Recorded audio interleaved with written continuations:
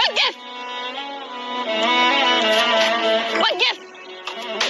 أبوش البنية أبوش البنية. تحميل الموتر. قل لي يا خال وش السالفة؟ في اللي خشمش أبى أحرج معاش.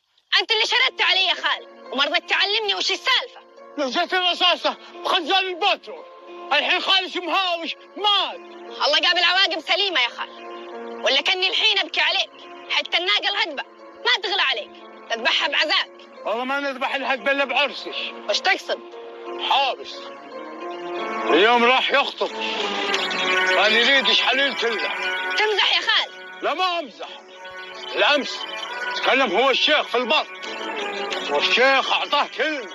كيف يعطيه كلمة وهو يدري إني ما أريد أعرس؟ وذا قليل الحياة يدري إني ما أريده، ليه يحرز مع أبوي أصلا؟